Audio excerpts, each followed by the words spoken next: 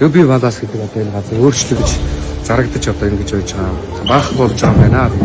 Олон одоо урлагийнхан бол одоо яхан тийм сэтгэл одоо миний хувьд бол дундуур байна. Тэгээд хамгийн анхны тоглолтоо хийсэн энэ гоё өргөөнд одоо дайсаж байна. Айц савна.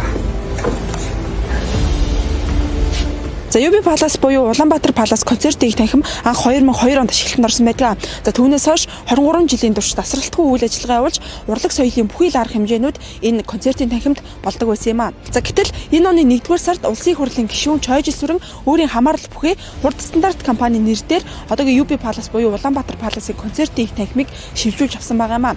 За улмаар 3-р сарын 10 буюу уржигдар UB Palace хамгийн сүүлийн урлагийн тоглолт болоод өнөөдрийн байдлаар хаалга барьсан байна.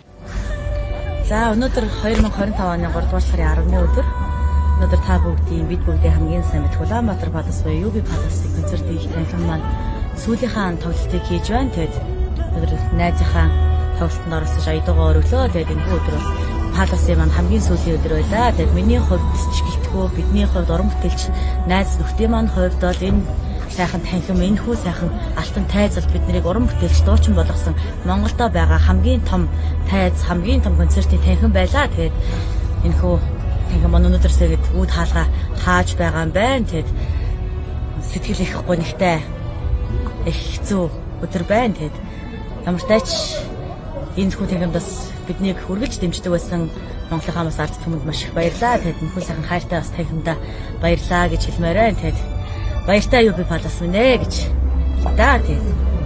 Таник ажиглалчтэй.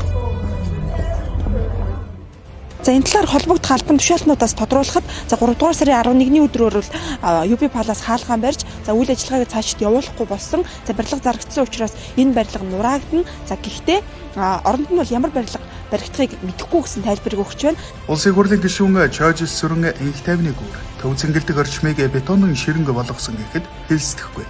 Инх тайвны гүрний урд байгаа KH апартмент 780 айлын цэнгэлдэг хотхон 132 айлын Наран Тауэр 160 айлын инх тайван хотхон Чойжил Сүрэнгийнх.